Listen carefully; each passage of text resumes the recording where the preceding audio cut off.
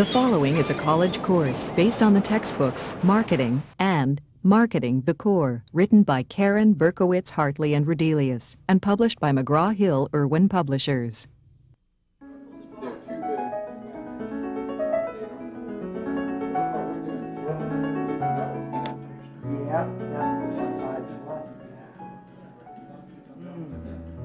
As any business would, Stewart Cellars wants to sell every bottle of wine it produces. The company also needs to make a profit. To perform this tricky balancing act, marketers must become experts in the art and science of pricing their goods and services.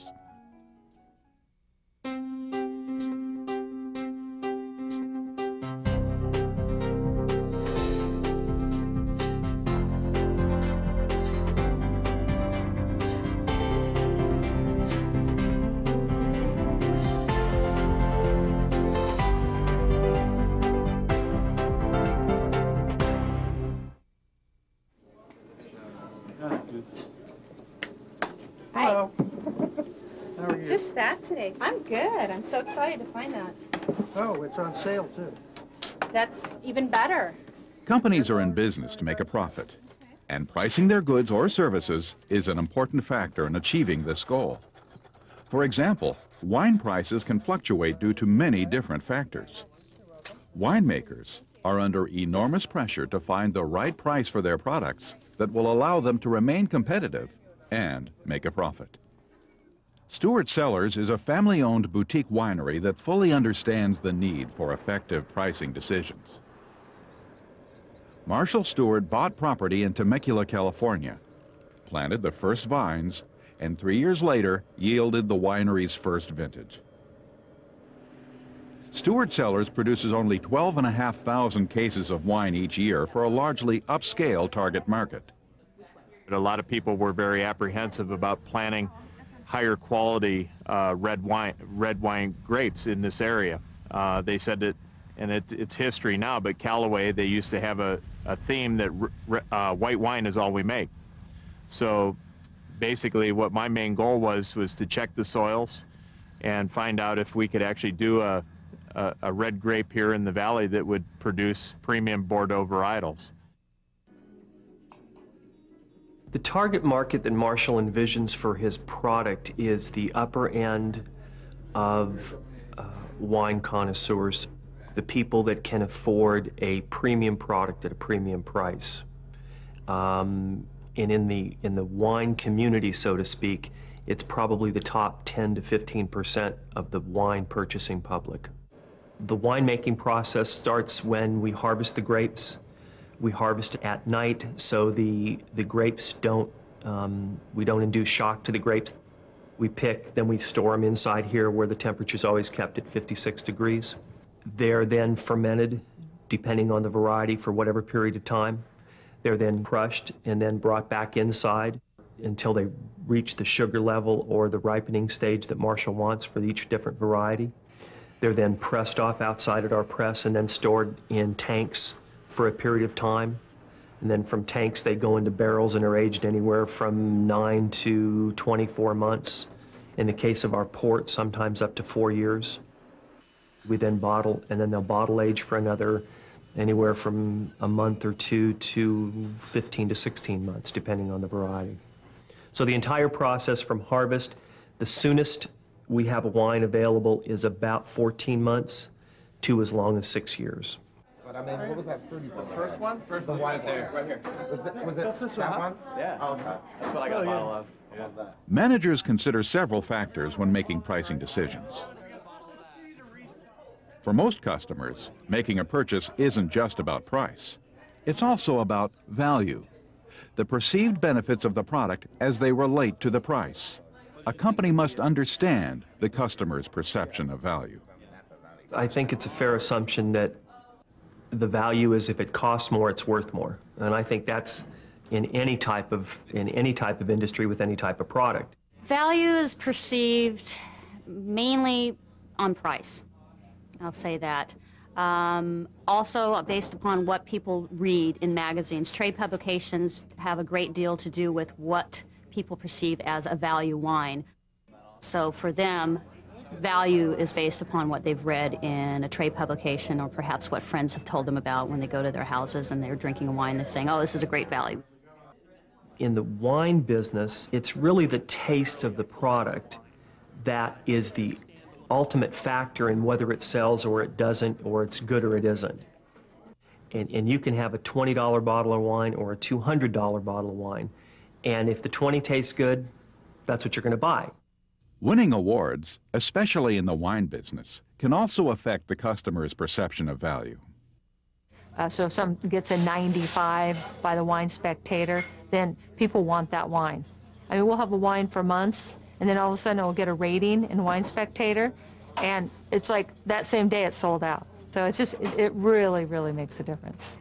A couple years ago, there was a wine that got like a 4-star gold medal in the Wine Spectator, and it was, I believe it was like under $20 at the time.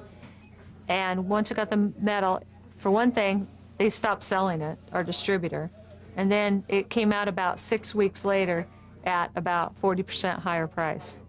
Ever since that time, people have really sought that wine out every year.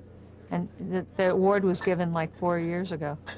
But it still has a following ever since that time. But yeah, sometimes wineries will hold the wines back if they find out it's going to get a big award and then raise the prices. Pricing goods and services, like many marketing strategies, typically begins with identifying objectives and constraints. To set prices, a company must first establish its pricing objectives, the role that price will play in its overall marketing plan. One of these objectives may be to increase sales, which can also increase market share. This is sometimes easier for smaller companies. So for our particular product and our particular vineyard and winery, our goal is to increase our market share to where we can achieve those goals of selling 85 to 90% of our product. For us to increase market share, even though it's 100% incremental leap from selling 5,000 cases a year to 10,000 cases a year, there's enough consuming public out there for us to do that. Whereas if we were a Gallo producing hundreds and hundreds and hundreds of thousands of cases, to increase 100% is virtually impossible, just because you can't absorb or the public can't consume that much product. Another pricing objective a company might identify is based on unit volume, which is the quantity of the product produced or sold. We think we can sell more of a particular type of product at a certain level if we do lower the price, or if we increase the production on that product, that we're able to sell out that 90% goal that we mentioned earlier. In addition to establishing pricing objectives, marketing managers must consider certain pricing constraints, factors that can influence the prices set by a company. For example, a major pricing constraint in the wine business is the cost of production and marketing. How much is it going to cost to get a ton of grapes? Do you own the land? If you own the land and they're your grapes, it's going to cost you much less. If you have to go buy grapes from somebody else because you don't have enough to make an amount of wine that you'd like to, that can make a big difference. California has 3 of the primary growing regions for grapes in the United States. Everything's right in our backyard. We don't have to pay so much to get to the wine or have the wine get to us.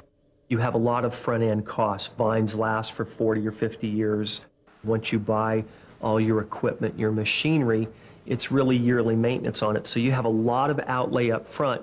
It's probably a 7-year venture or 7-year odyssey that you're on before you can really recoup those costs. When identifying constraints, customer demand and competitors' prices also become big factors. We look at the competition all the time. We see who's coming out with what variety, what's being done new, where it's been produced, what the quality is, what the price is. We have different objectives for each particular wine that we look at with the same factors that we just discussed, which is the quality of the product, the overall market, the other competition that we have for a Chardonnay, who's releasing what where, what the glut or scarcity of the market is, or scarcity of a quality product, or glut of a quality product. All those factors come into play to try to establish that ultimate retail price.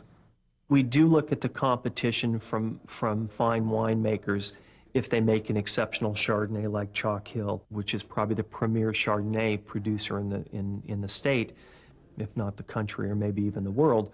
But we do use them as a target, so to speak, that we want to be like Chalk Hill in terms of the type and quality of product. There are also legal aspects of pricing that create constraints for a company. Federal and state laws can limit the pricing options available, and special rules may apply to those selling alcohol.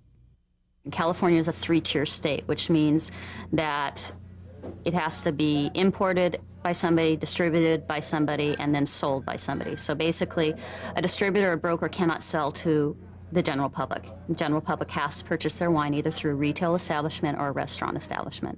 So in that regard, I would say in our establishment, in the retail establishment, we're forced to at least make a 6% markup. We can't mark anything less than 6%. Another thing that managers do when setting prices is estimate demand and revenue. A company needs to establish the consumer demand for its products. To estimate demand, managers first determine the number of people in the target market. Then, they consider factors that affect what these consumers want and what they can afford. In addition to the price of the product, these demand factors include the price and availability of competitive products, consumer income, and consumer tastes. On some of the reds that we have, which are now Marshall's becoming more well known for, we're going to raise some of the prices on those because we feel that it's going to warrant the additional $2 or $3 or $5 per bottle price. If something has a cult following, there's a big demand for it and usually a small supply, so it makes the prices really go up. We have to allocate wines to people, like somebody will call. I mean, they would buy everything we had. We could sell it to one person, so we'll only allow them to buy like a bottle or 2 bottles. There are many wines out there that might only make 400 to 1,000 cases of wine per year. And they get very high scores in trade publications such as Wine Spectator or Robert Parker, Wine Advocate. So there's this perception of great value, of ultra-premium wine, high prices, add to that, but a very low supply. So everybody wants it. The demand is extremely high. People are clamoring, fighting to get that wine. Now, let's say you have a bad year, though. That is going to dramatically affect the profit-making part of your business, essentially, because if you have a bad year, there's no way to make good wine out of bad grapes.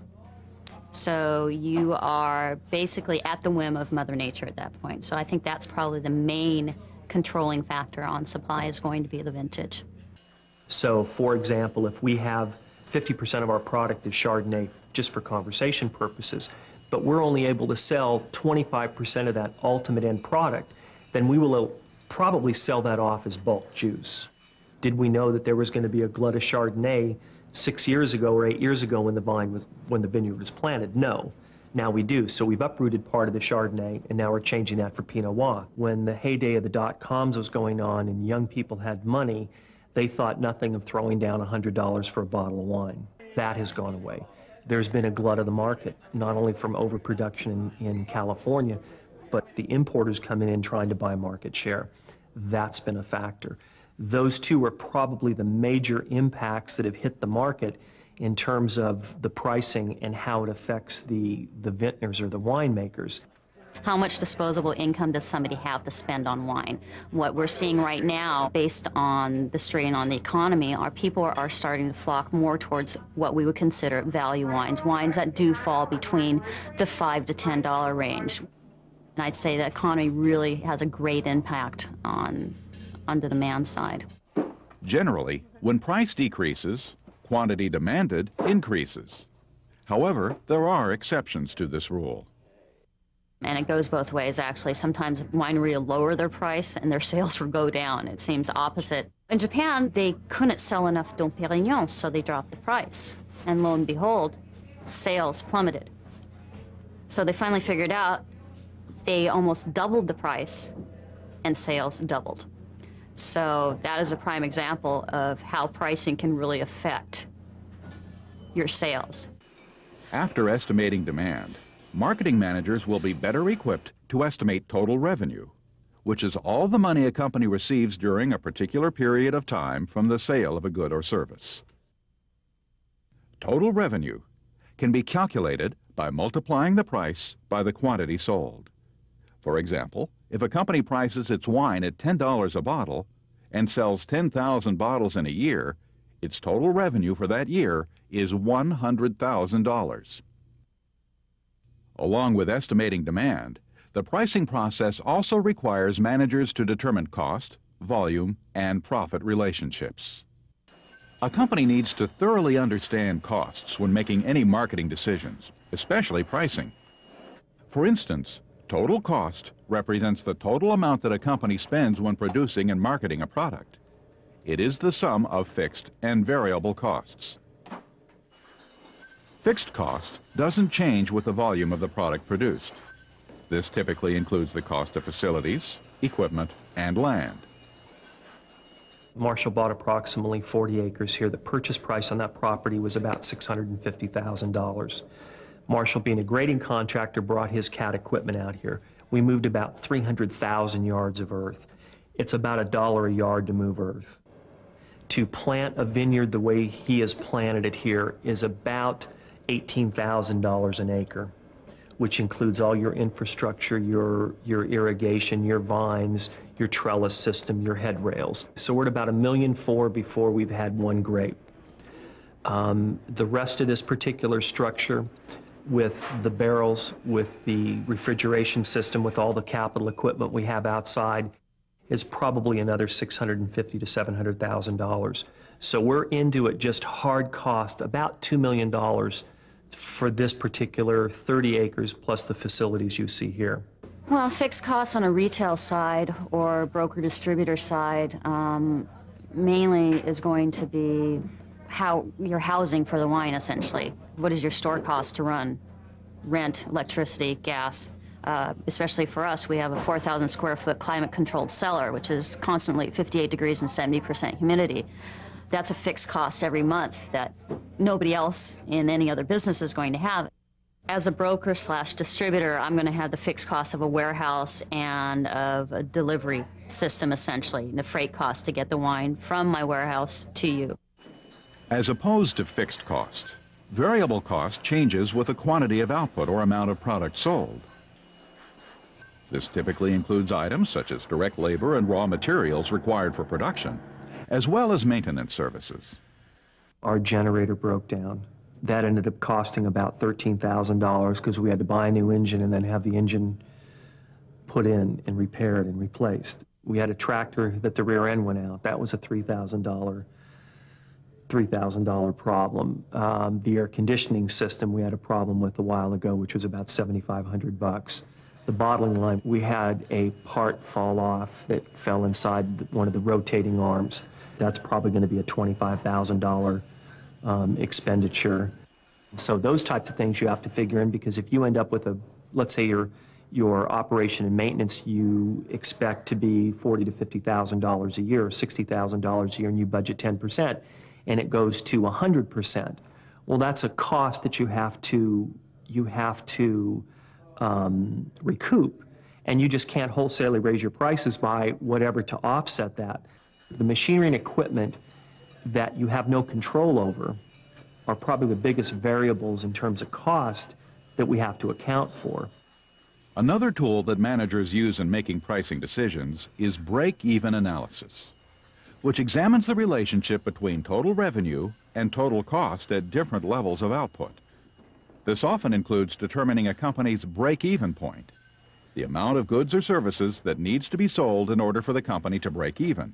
That is, the point where total revenue equals total cost. So from really August to the next August, what we're doing is saying, what is it really going to take to run the business? How much do we really have to sell at a minimum? And where is that number going to be? Can we achieve it out of the retail tasting room? So we have literally had to go in through every aspect of our business, from our mortgage to our operation and maintenance to the labor to all our suppliers, to every purveyor that we've had out there, and go back and do an analysis of what it's cost us to do that portion of the business. So we've taken the cost and reduced them. While the production and sales have gone up, our costs have really stayed the same, and in fact, in some areas gone down. The last step in pricing goods and services is setting a final price.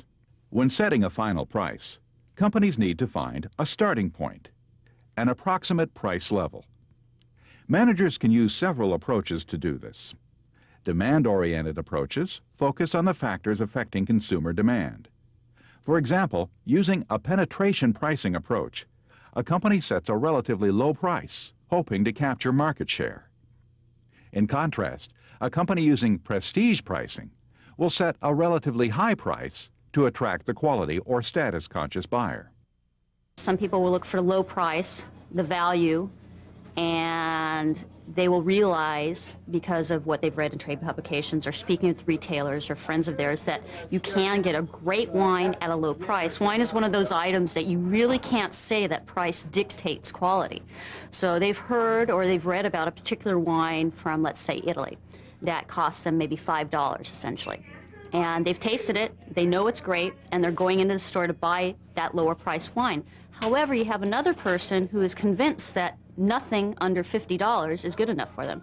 They are the other customer that believes that price does weigh very heavily on quality in a wine.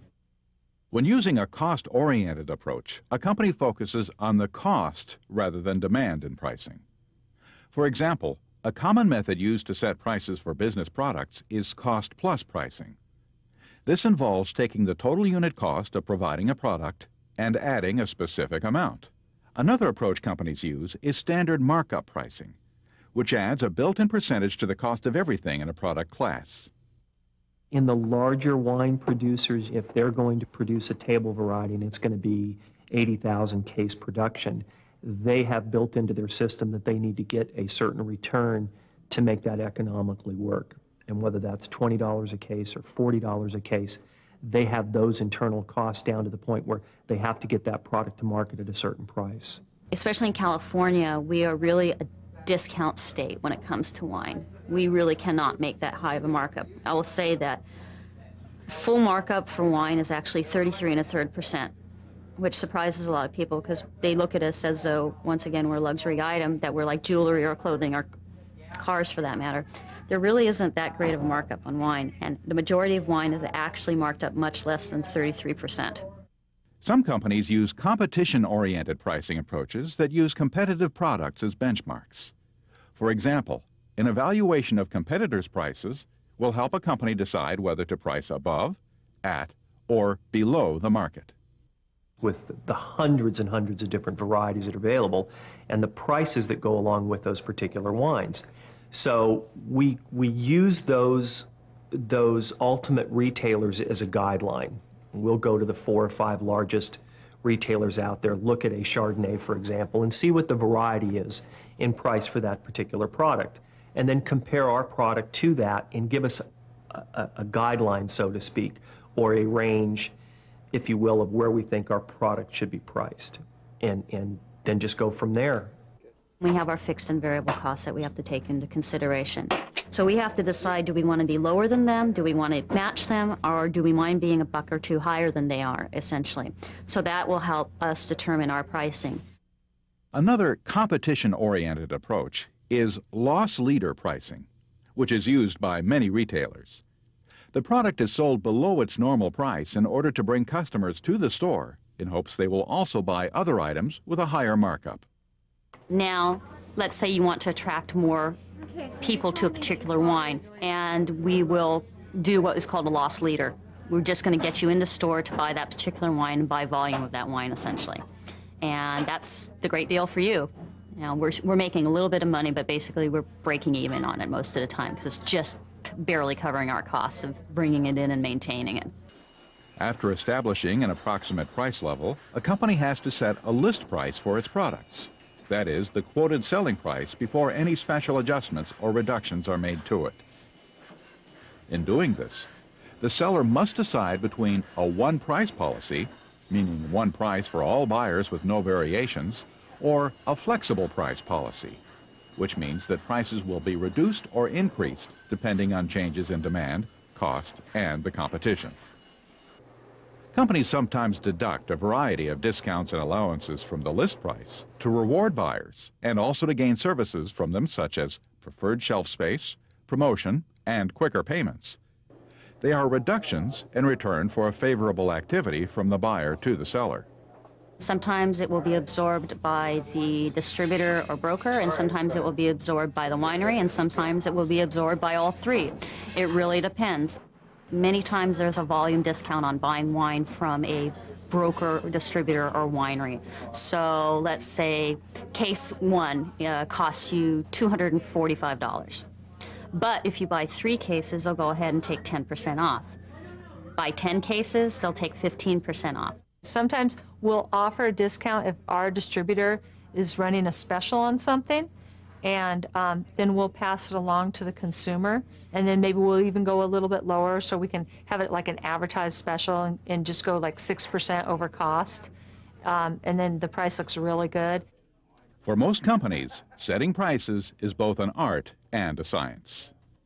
The ultimate retail price has so many different variables in it, from what the competition is or the awards that have been won, the overall market, the consuming public, the year, the weather, the variety, the quality of the product, the competition, the glut on the market, business-related costs that are associated with producing the juice. And the only real true test is by what you're able to ultimately sell. If it's priced too high or priced too low are factors that can really have an impact. So we take all those different variables, hard costs, and then just the market conditions, and try to set a price that we think is fair and reasonable.